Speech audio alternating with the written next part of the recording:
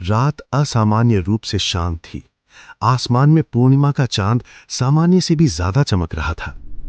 गांव के आखिरी छोर पर जंगल से सटी हुई उस पुरानी हवेली की खिड़की से हल्की रोशनी बाहर आ रही थी।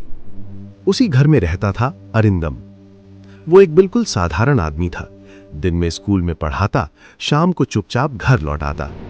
लेकिन गांव में एक बात सब फुसफुसाते हुए कहते थे, पूर्णिमा की रात अरिंदम कभी दिखाई नहीं देता। आज भी पूर्णिमा थी। रात ठीक 12 बजते ही अरिंदम का शरीर अचानक कांप उठा। पहले उसे लगा शायद ठंड लग गई है, लेकिन नहीं, ये दर्द सामान्य नहीं था। उसके सीने के भीतर से जैसे हड्डियां टूटने की आवाज आ रही थी। उसकी उंगलियां धीरे धीरे लंबी होने लगी। नाखून नहीं, वे अब नाखून नहीं रहे, वे अब तेज पंजों में बदल रहे थे। अरिंदम चीखना चाहता था, लेकिन उसके गले से निकली एक अमानवीय दहाड़। आईने के सामने खड़े होकर उसने जो देखा, उसे देखकर कोई भी इंसान अपनी आंखों पर विश्वास नहीं कर पाता। उसका चेहरा अब इंसान जैसा नहीं रहा। जबड़ा आगे की ओर निकल आया था, दांत नुकीले हो चुके थे, आंखें लाल आग की तरह चमक रही थी। वो अब एक भेड़िया इंसान बन चुका था। कुत्ते एक साथ चुप हो गए, पक्षी उड़कर भाग गए। आज फिर शिकार शुरू हो चुका था। भेड़िया इंसान चारों पैरों पर दौड़ रहा था, अविश्वसनीय तेजी से। पेड़ों की टहनियां टूट रही थी। जमीन पर ताजे खून के निशान गिर रहे थे।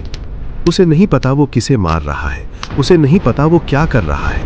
उसके भीतर अब सिर्फ एक ही चीज थी, भूख। सुबह की रोशनी होते ही जंगल के किनारे अरिंदम बेहोश पड़ा मिला। हाथ पैरों पर खरोंच के निशान, चेहरे पर जमे हुए खून के धब्बे। आंख खुलते ही वो समझ गया, फिर से हो चुका है। गांव में घुसते समय उसने देखा सड़क पर भीड़ जमा है। लोग आपस में बात कर रहे थे। कल रात फिर कोई गायब हो गया।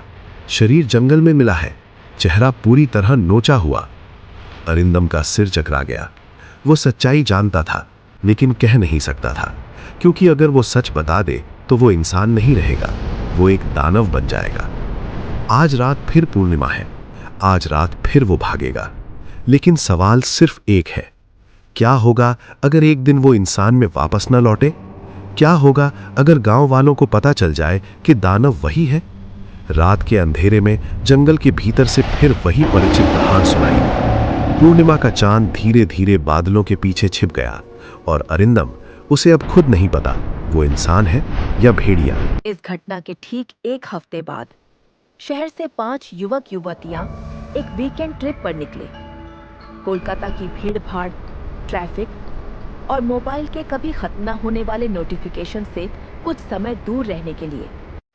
एक कम जाना पहचाना पहाड़ों से घिरा जंगल, जहां नेटवर्क लगभग नहीं था। लोकल लोगों ने कहा था, रात को जंगल के भीतर गहराई में मत जाना। ये सब बातें शहर के लड़के लड़कियों को कहानियों से ज्यादा और लगती ही क्या है। शाम ढलते ही जंगल के बीचों बीच तंबू लगा दिए गए, आग जलाई गई, मोबाइल कैमरों में रील, व्लॉग, हंसी मजाक। लेकिन एक चीज किसी ने ध्यान नहीं दिया, जंगल अजीब तरह से पूरी तरह शांत था, न झींगुरों की आवाज। तभी एक लड़की ने कहा, तुम लोगों को कोई गंध आ रही है क्या? घड़ी में रात के 12:15। आसमान में पूर्णिमा का चांद धीरे धीरे ऊपर चढ़ चुका था। चांदनी पेड़ों की दरारों से होकर जमीन पर गिरी, बिल्कुल ऐसे जैसे कोई नजर रख रहा हो। अचानक झाड़ियों में हलचल हुई। सबने सोचा जल्दी स्वर होगा। एक लड़के ने टॉर्च जलाई और आगे बढ़ी, और तभी टॉर्च की रोशनी पड़ी 2 आंखों पर। आंखें नहीं, जलती हुई आग। एक गर्जना, इंसान की नहीं, जानवर की भी नहीं। पूरा जंगल कांप उठा। फिर एक परछाई आग की रोशनी के भीतर छलांग लगाकर उतरी, 4 पैरों पर खड़ी, लेकिन इंसान से भी कई गुना बड़ी।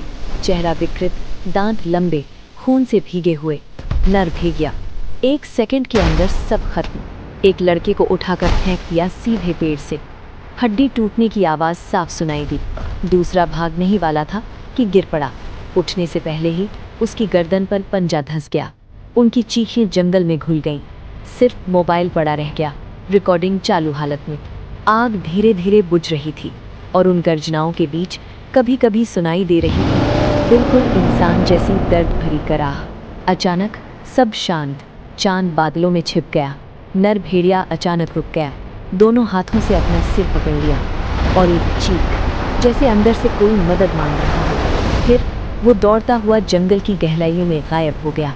सुबह गांव से 2 लोग जंगल में पहुंचे।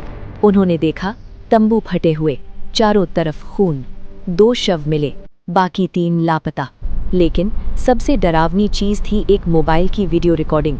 वीडियो में दिख रहा था वो भयानक नर भेड़िया कैमरे की तरफ टकटकी लगाए हुए, और ठीक वीडियो के आखिरी पल में चांदनी में साफ दिखा उस विकृत चेहरे के भीतर एक पल के लिए इंसान की आंखें, डर और पछतावा। आज भी उस जंगल में कोई कैंप करने नहीं जाता। लोकल लोग कहते हैं पूर्णिमा की रात अगर दूर से किसी के रोने की आवाज़ सुनो तो वापस लौट आना, क्योंकि वो बुलावा नहीं, चेतावनी है। क्योंकि वो दानव शायद आज भी इंसान बनना चाहता है, और हर पूर्णिमा को जंगल फिर से पूरी तरह चुप हो जाता है। आपको क्या लगता है अरिंदम उस भयानक पिशाच में कैसे बदल गया?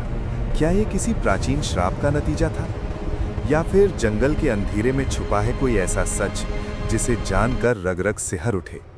इन सभी सवालों के जवाब अभी अधूरे हैं, क्योंकि अरिंदम के अतीत के पन्ने अभी पूरी तरह खुले नहीं हैं। हर रहस्य की परत, हर डरावना सच बहुत जल्द सामने आएगा अगले भाग में।